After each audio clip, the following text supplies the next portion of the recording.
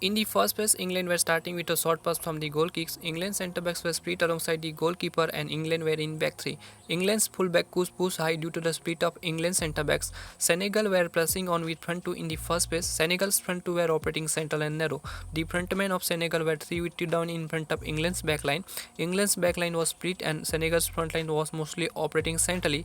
With Senegal's frontline operating mostly central and narrow, the Senegalese centre-forward were unable to press England's centre-backs 1v1. The position of Senegal's frontmen were central, so Senegal's frontmen had to cover a lot of distance when England's centre-backs were receiving the ball. So Senegal's front two press seemed ineffective. You can see here Senegal had only 2 players were high in the build-up phase, so England had a 6 versus 2 player number advantage in the build-up phase. The position of Senegal's forward were central and narrow, while England's centre-backs were split alongside the goalkeeper. So when England's centre-backs were receiving the ball, there were easy outlets as fullbacks in the wide zone, so rotating the ball in the build-up phase was very easy. Senegal's left centre forward was drifting wide when the ball was played from the England centre back to the England fullback, and the right centre forward was covering England's pivot. When the England fullback had the ball, the Senegalese midfielder was jumping up and coming forward and was blocking passing option in midfield. Now the England fullback's passing lane was blocked. Both England's midfielder were isolated and Senegal's forward was blocking the passing lane, so the England fullback was forced to play cheap ball over the Senegalese centre forward. Senegal's midfield was not pressing high in the build-up phase, so when the ball was being switched, the defenders on the far side were free to receive the ball. In the first place, England were using sole pivot and Senegal were doing press with front two. Now England's pivot was drifting bit wide in the build-up phase. The drifting of England's pivot was attracting the Senegalese forward. So if England's pivot drifted wide and Senegal's forward follow, space was opening up on the left-hand side. You can see here England's centre-backs was giving instruction to drift wide to England's pivot, and he did, and space opened up with Senegal's forward drifting wide, and England were beating Senegal's initial pressure line. Now England were using two attacking midfielder and they were Bellingham and Henderson. England's midfield was in a triangle. The central midfielder of Senegal were marking the attacking midfielder of England, and when the England fullback had the ball in the channel, the Senegalese wide midfielder was doing a quick close down.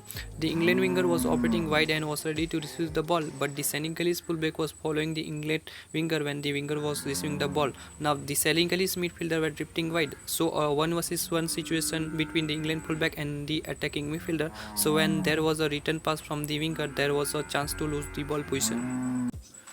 Now seeing what problems Senegal were facing, England were building the game in the back three in open play. The England right back was inverted and playing as a wide back. England's back three means 3 versus 2 player number advantage in front of Senegal's front line, which was allowing England's left back to push high. In general, the position of England left back in the build-up was between Senegal's first and second line, so he could hold the ball for a while when receiving the ball. And an English fullback was link-up player between the forward, midfield and defensive line of England. The Senegalese wide midfielder was ready to press the England fullback when the England left back was receiving the ball. Now in the wide zone, Bellingham and the winger were one-on-one with the central midfielder and fullback. So when the England fullback was tossing 1-2 with the England pivot, there was a 2 versus 1 situation in front of Senegalese wide midfielder and the England fullback made run. Now Bellingham and winger were creating a 2 versus 2 situation in the final third wide zone, and 3 versus 2 player avoided because of entering fullback in the final third. If Senegal's wide midfielder and fullback were committed to England's winger and attacking midfielder, then England's fullback could make third man run, and he did. Now with Senegal fullback out of position, the England fullback had space. England were 3v3 in the final third with 2 attackers and attacking midfielder, which was threat for Senegal. On the other hand, England had a number advantage of 3 versus 2 player in the wide area due to the high pushing of fullbacks.